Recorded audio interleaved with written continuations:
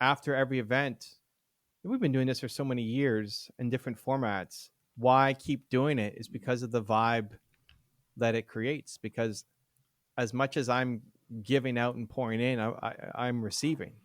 Uh, and so anytime there's some special stories like that, it just gives you the juice to want to keep going. How are entrepreneurs like us daring bravely to build a stage, ditch the sweatpants, and step up to the mic? How do we create our own transformative events so we can get our message out into the world in a bigger way that's not only profitable, but it's actually something we can be proud of? That's the question. And the answers are inside this podcast. My name is Sarah Pfeiffer. Welcome to Green Room Central. Today I brought into Green Room Central Studios Evan Carmichael. I'm excited about this because ever since I started following him a few years ago, he's been an example to me of being both a successful as an entrepreneur and also being down to earth and relatable, which I really value. He's on a mission to solve the world's biggest problem, people not believing in themselves and others. And I saw him post recently about being on a mission to find content from the greats that's hidden in basements and now not out on YouTube for the world to see and benefit from. And it really struck a chord with me because my life changed when I met personal development. And I think there's a teacher for everyone that speaks the way they hear and teaches the way they learn. And wouldn't it be a shame if content that could be changing lives is in some dusty box, in some attic, and not out there for the world to see? So I wanted to come on and have Evan share about his mission to get connected with people who know people who might have access to those video assets. Now, we ended up not having time to talk about it during our interview, so I thought I'd explain it here for you before we dive into the conversation with Evan. So, as an example, imagine an example of what he's looking for. Imagine someone you look up to and watch on YouTube. Let's take Mel Robbins, for example. Imagine it's 100 years from now, and let's imagine she never put any of her videos with those epic inspirational messages out on YouTube so that they could live indefinitely. Well, Evan is on a mission to find that content, and the silver lining is he plans to split the YouTube ad revenue with those who are able to find the assets. So I wanted to make sure you knew in case your grandmother's best friend was so-and-so, because then you can connect them with Evan. Now, before we dive into the episode, first, I was super sick and hopped up on cough medicine and cough drops when I recorded this with him last week. But I figured if he could do a tour a few years back with a broken neck, I can certainly show up sick to an interview and make the best of it. So now for a little backstory on Evan. Evan Carmichael believes in entrepreneurs. Gary Vaynerchuk called him the DJ who inspires people, and Ed Milet called him the modern day Napoleon Hill. At 19, he built and then sold a biotech software company. At 22, he was a venture capitalist raising $500,000 to $15 million. He now runs a YouTube channel for entrepreneurs with over 3 million subscribers and 500 million views. He's written 4 books and he speaks globally. He wants to solve the world's biggest problem. People don't believe in themselves enough. Forbes named him one of the world's top 40 social marketing talents, and Inc. named him one of the 100 great leadership speakers and 25 social media keynote speakers that you need to know.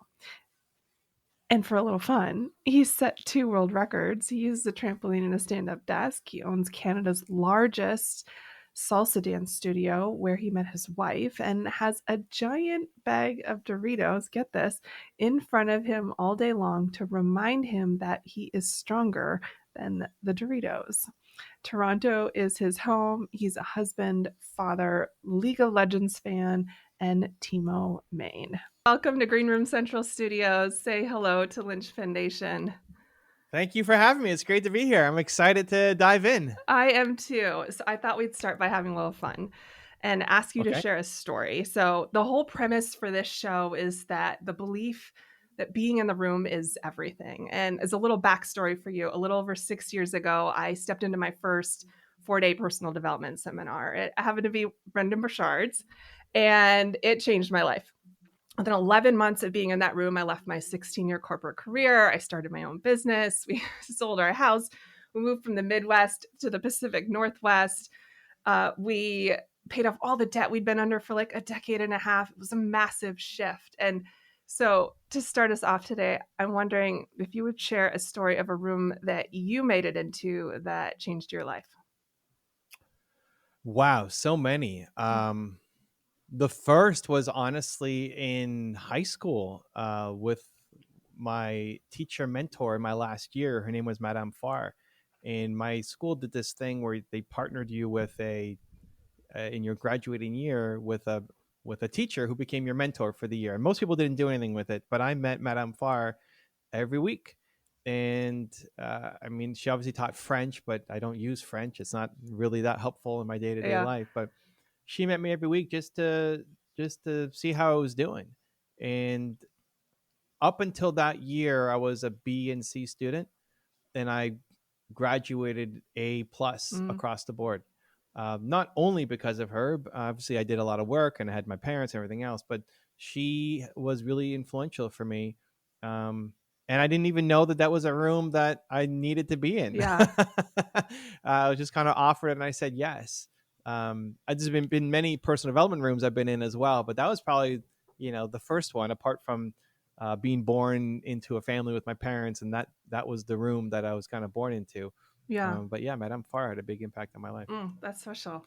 It also kind of kicks off that whole belief concept for you, I believe. Yeah, I mean, my belief initially came from my parents. My mom would always say, "You're Evan Castrilli Carmichael. You can do anything you Mm, believe that you can."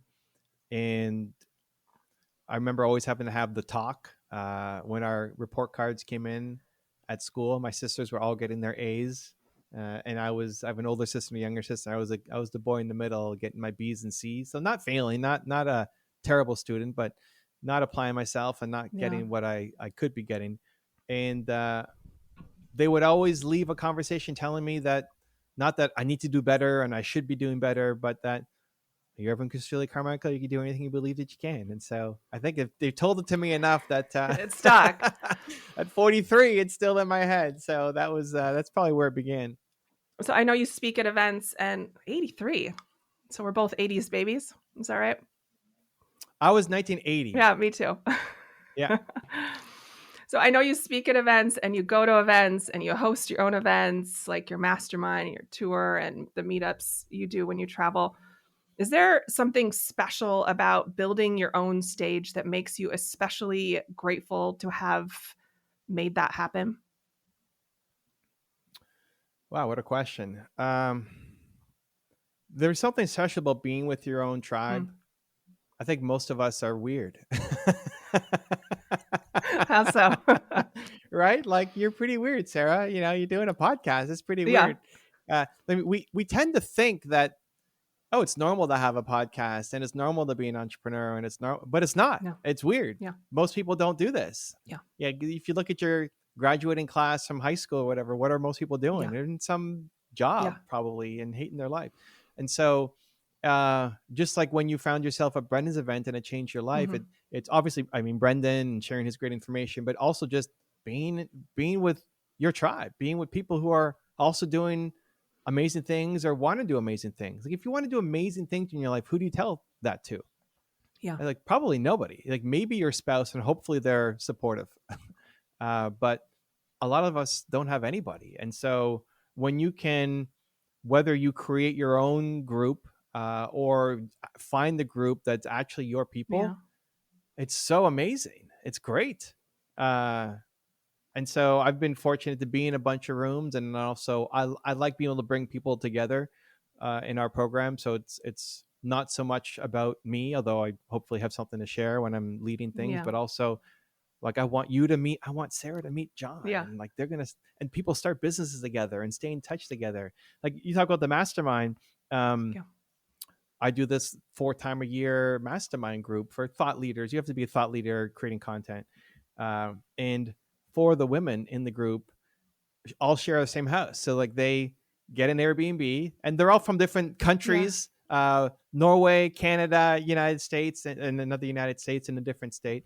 And every time they're booking, they share an Airbnb and the four of them take over this house. It's like they created amazing friendship. It's not even just about a business relationship, but they do shows together and help each other out. But like they formed friendships where it's really hard to make friends as an adult. Like how do you make new friends? We don't really a lot. Once you're out of school, how do you make new friends?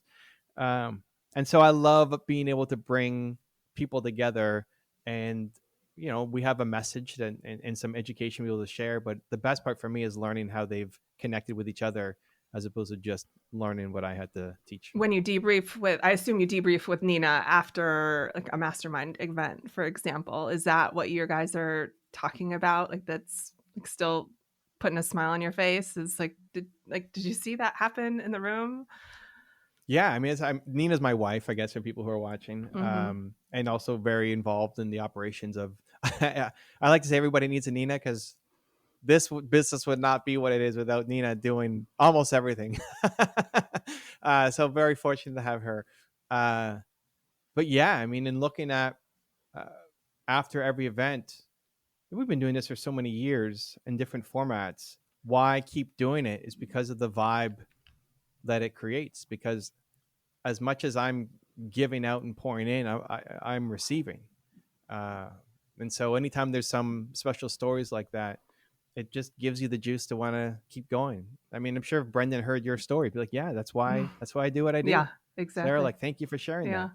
That's the kind of stuff. Like Brendan is great, but he doesn't need to hear himself talk. He doesn't get on stage just to hear himself talk. He gets on stage to impact and help. Change lives. And so he's seen enough of it, I guess, now with people sharing, and same thing for my audience. But it's in hearing your story that gives him the motivation to just keep going and doing it and keep serving because it's working. Yeah. I finished your latest book, Momentum, last night. It's outstanding, by the way. Every entrepreneur should read it. What stopped me in my tracks was the 2% rule and getting started without a plan. And I think this is going to be a game changer for me because I crave momentum. Like I just get so excited by it. It drives me, it fuels me. But where I get stuck is the starting point. And that's the hardest part, is getting started. And so do you have any advice on jumping in without a plan for someone who, like you, loves to plan? Yeah, well, I'm a recovering perfectionist. So planning is really just fear. We're fear of failing. We're fear it's not going to work out. So we have to have it all perfect before we do anything. And perfectionism seems like it's a good thing, but it's like, it's not. It prevents you from doing amazing things, prevents me from doing amazing things. A couple of things that have helped. The first is I will tell myself, trust that great ideas flow through me. Like great ideas flow through me. And hopefully it doesn't sound like too egotistical, but it's like one thing I'll tell myself is like, this thing came to me. Yes. So I have to do something about it. As opposed to waiting on it or researching or whatever else. It's like, because it came to me, therefore it's good and I have to do something about it. And that just takes the brain out of the equation because your brain will stop you. So almost this belief that there's a higher power and it's working through me and it's my job to act on that and like make it happen. Yeah, you can go spiritual with it as well. It's like, don't quench the spirit. Sure. It was given to you. Why are you stopping it? You're stopping it. Trust that it was given you for a reason. So today I was doing a walk and I came up with this idea. I have two big name people who were about the book on my channel to do an interview with. Okay. Bless you. And we went back and forth, and my schedule, I'm traveling, their schedule is crazy. And like, we're trying to make it all work, and we finally made it work, right? It's like, yes, good. But on my walk, I'm like, no, you know what I'm going to do? instead of me just doing an interview with them, I want to have them present inside of Movement Makers as my community. Let's have them join Movement Makers, and I'll interview them in front of everybody for the first half hour, and then we'll do an hour Q&A of them coming on stage and asking questions and having them coach my community, and then we'll take that video and put it up on YouTube. And that came to me, right? It's like, oh my, the first thought is then that I can't, you know how long it's taken to organize the schedules, and my assistant is like, God bless her soul, is doing all this work and making it happen. And now I'm going to change it all up again. But I'm not thinking about that. Like, great ideas flow through me. So I'm just going to do that. Yeah. And I've never had that backfire on me. And so I just trust that that's going to work out. And so after this, that's what I need to do, is now talk to these two guys. And I told my assistant, I'll handle it. Like I'll tell them that it was my crazy idea and that we should do this, so that you don't have to go back to them again and like figure out the timing. But those kinds of things, I want to start a podcast. I want to have this guest on. You get the idea. Just go do something about it instead of overthinking it. Yeah. The next thing there is expect to suck. Mm-hmm. And I talk about that in the book. Just expect to suck. People expect to be not great, but you expect to be good. You know, like if you're starting a podcast, you don't expect to be Joe Rogan or whoever you look up to. You know, you don't expect to be Gabby Bernstein or whatever. Like you expect not to be A+, but you don't expect to suck. Right. You think I'm going to be like a B minus, you know, like I'll be okay. I can ask questions. I kind of know what good looks like. And then you go and you start thinking about your first one, or maybe you even do your first one and it sucks. Like, oh my God, I didn't even know what to say. I pressed record on the camera and I froze. Yeah. I suck. And we turn that as I suck at a skill to I suck as a person. Yes. And so just expect to suck at the beginning. Whatever it is that you're doing the first time, you're not going to be great at. You're going to get on a bicycle and fall over. You're on a snowboard and you're going to fall down. Why do you think your first podcast is going to be amazing? Right. Or your first page of your book or whatever, right? So that I'll tell myself too, like the permission to suck at the beginning, which then allows me to take the first step and just keep going. So good. Thank you. Right before, by the way, it made me think of something. Your assistant is fabulous, by the way. And that's, I think, a testament not only to her, but to your leadership. I booked a lot of guests for this show, and she's by far the best that I've worked with. And so. All right. Well, we'll clip this and send it to her. Thank you. I sent her an email as well, because I just was so grateful for her. Right before Momentum, I read Built to Serve. And the journaling prompts are solid gold. Like, everyone should do them.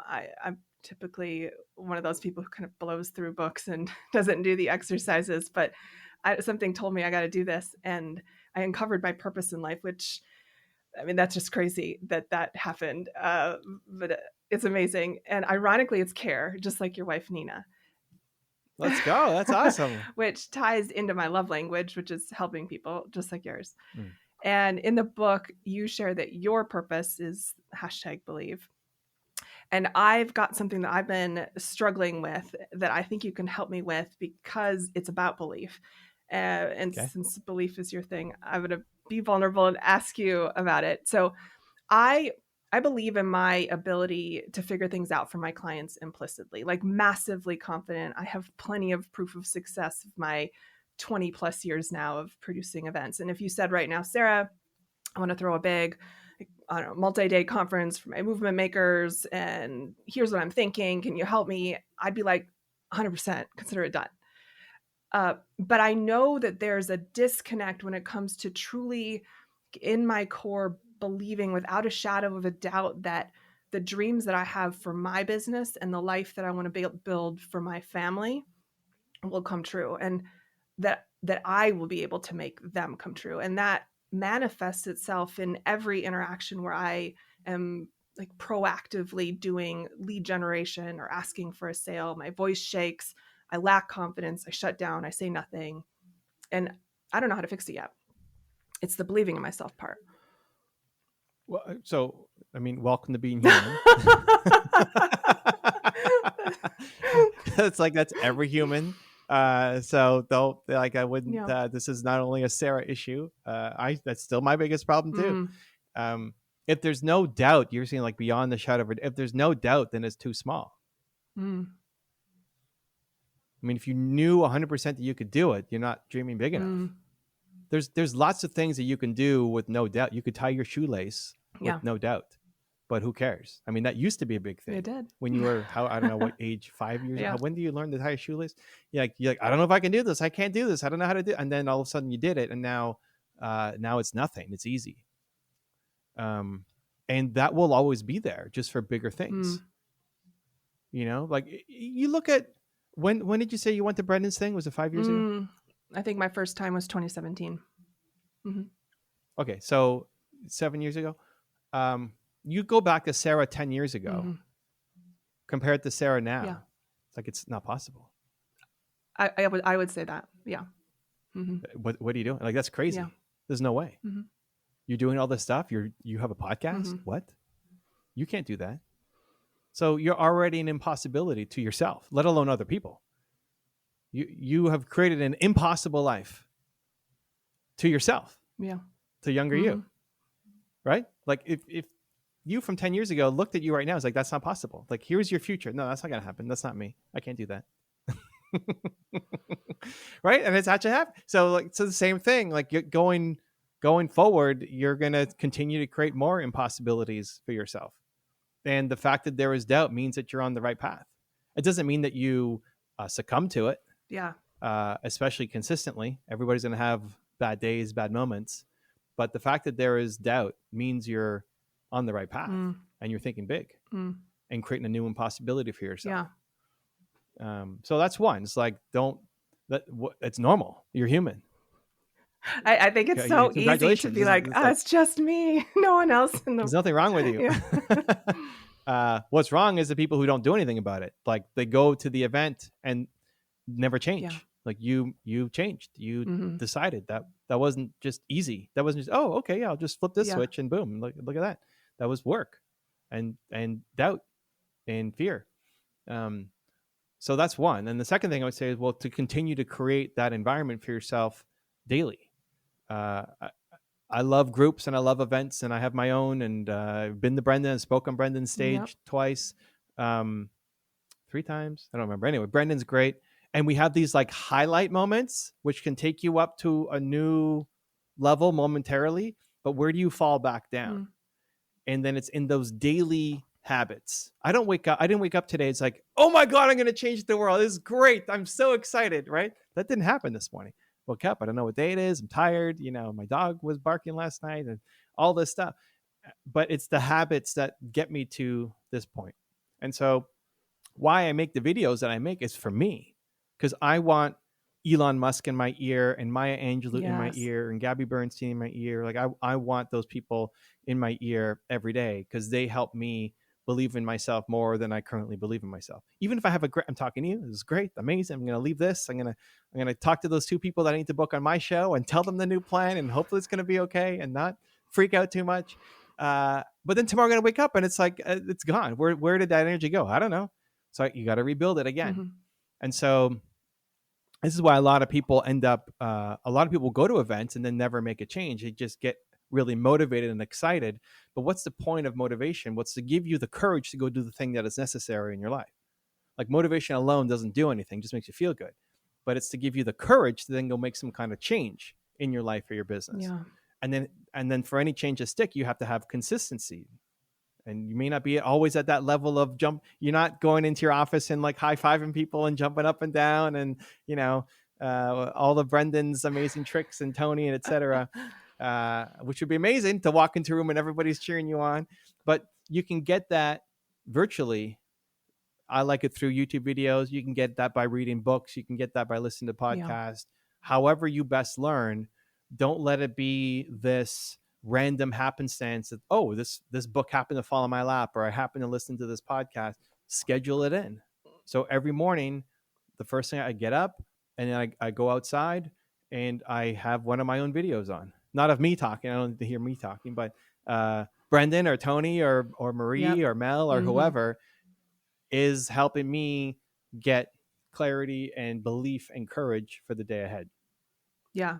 It's like creating that environment for success. I used your music trick this morning.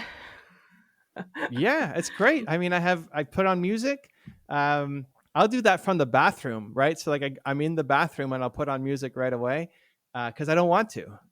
I don't want to put on music this morning. Yeah. I want to sit there and like go back to Right. bed, or I want to sit there and just, I don't know, scroll through Instagram or whatever. Like, and then 20 minutes goes by. Like, why am I still in the bathroom? No, put on music. And like, what I love about music, and I have a playlist called the Believe playlist, and it's public. People can watch it. The songs may not resonate with you. There's all sorts of weird songs on there, but they resonate with me. It makes me go to a better spot. And I'll play every song at 1.25 speed because it just feels happier. So that's another. That's a hack I haven't heard. Is it not in the book? I think it's in the book. Maybe not. I read books fast, but I've never heard of listening to songs fast. That's awesome. That's just funny. I'm a visual person, so Me too. If I'm listening only, I would have to have it at normal speed or slow it down because I have to super focus on it. So listening to something at 2x speed doesn't help me. But music, most songs are pretty good, and you can play it. Like most songs are pretty good, but then when you put it at 1.25, it may sound weird for a bit, but it's like, oh, it's happier. It's more upbeat. Like, this is great. And then if you try going back to regular speed, it feels really slow. Like, wow, that's the original version. It's so slow. So anyway, give it a try. Let it play out for like the whole song, and then see if you're not challenge accepted, dancing and happier. But yeah, like I don't want to do it, but it's one of those easy things that I can just turn it on, and then music just automatically. Now I'm sitting there and I'm just. Yeah. You just start moving, right? And you start feeling better and happy. It's like, I'm going to go for a run today, which ended up happening. Nice job. So yeah, music, design a playlist. We all have these songs that we love that if it came on today, and one of Brendan's favorite things to do is play upbeat music. You know, if there was a song that came on, it would force you to just start bobbing your head or dancing around or stamping your foot. Like it would force you to do that. And what most people do is put on music. If they're going to put on music, they put it on to reinforce how they're currently feeling. So if you're feeling low, what do? You put on sad, slow, low music, and that just keeps you in a low vibe. And suddenly the whole day is gone and you're still feeling like crap, right? Where if you put on something happier, it's like, okay, I'm feeling better. Yeah. Let's go. So getting outside, having music, putting on a video that is somebody that I want to learn from and I respect. Every morning, it just sets me up to have not a perfect day. Lots of stuff happens that are bad, but just a better start for the morning to hopefully engineer my day with more belief. I think hearing stuff like that makes me think it's too easy. It can't work, Yeah, but I mean, give it I know a try. it's true. I know it's true, and that's the crazy part. I think about personal development is how it really is so simple, and it's just the consistency of application that is the magic there. That's where that hack may work for you or may work for me, but may not work for somebody else. I mean, you give it a try. I'll tell myself that too. Like I will sit there, I wake up, first thing I do, go into the bathroom and sit there. It's like, I'm not like, this music thing is stupid. This doesn't work. It's not. I mean, it may have worked yesterday. Whatever. It's dumb. I'm tired. I don't want to do anything. I don't want to put on this stupid music. It's not going to work. Okay, whatever. Just put it on. And then 30 seconds later, right? It's crazy how our brain just plays tricks on us. And so whenever you can find something quick like that, so that playlist, I've created in advance. Right. So I'm not stumbling like, what playlist should I listen to? Because you're probably going to let yourself down, right? The videos that I watch when I go for my walk, I've already set them up in advance. So I just have to click play. Because even just clicking play is a lot of work, right? It's like that first step. It seems too easy, so I don't want to do it. But if you have to go search for 10 minutes to find something, you're going to give up in that 10 minutes. So designing it to be a little bit easier, even if your brain tells you it's not going to work, you're just teaching yourself that you're the kind of person who does it. It's just like, I'm brushing my teeth. I wake up and I also brush my teeth, right? I'm the kind of person who brushes my teeth in the morning. And the more you do it, the easier it is for it just to be automatic. Like you get in your car, you put your seatbelt on, I hope, right? I mean, it's automatic. You're not thinking about, you don't have to remind yourself, I hope, to put your seatbelt on when you get in the car. that's what the morning routine ultimately needs to become. Like, okay, yeah, I get up, I play music, I go for a walk, and I put on a video. It's like automatic. Thank you. I will do it. Probably have time for about one more question. And I want to know, we're both parents, and I think a lot about raising my daughter and doing a good job. And I think through the lens of entrepreneurship, it's really made me think more specifically about lessons that I want to impart on her. And for me, it's like how to drive sales outside of the traditional 9-to-5 job. And then 2, how to grow that wealth. And then 3, self-awareness and self-compassion. And I wonder, what lessons are you working on to impart on your son? I think the greatest thing my parents gave me was just love. And they supported me in what I was doing, even though they had no idea what I was doing. So I was into baseball cards and all sorts of weird things, growing up. And every weekend, my mom would take me to 3 hours outside of my city to this place called the Orange Tent that sold. There was all these baseball card people came together and traded baseball cards. I was like 12 years old and 13 years old, and I'm negotiating with 40 and 50-year-olds over 5 cents and 10 cents, But for me, it was everything. Oh my God, I made $5 this weekend. It was amazing. Even though she'd lost that on gas for sure, right? And when people ask me, is your son going to be an entrepreneur? I was like, I don't know. I don't care. It's like, all I'm trying to teach, I don't even know that I'm trying to teach, honestly. I'm just trying to show love. And I think if you show love, they will learn. Like whatever he wants to learn, he can learn. Yeah. I learned all this stuff by myself with no internet. I mean, he's got internet. But I think if you just, at least for me, I'm not, I don't give parenting advice, or not meant to be prescriptive, but my philosophy, I guess, is just if I show up and I give him love every day, he's going to be all right. Oh, so good. Evan, thank you for joining us today on the show. I appreciate it. Where can Linchpin Nation find you? Evan Carmichael. Where, if you want the books, Amazon's easiest spot. Otherwise, I'm probably on whatever social platform you're using.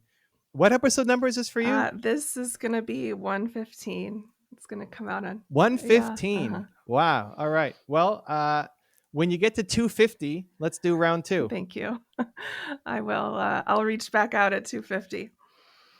Looking forward to it. Thank you for the great questions and your vibe and all the research and the work that went into it.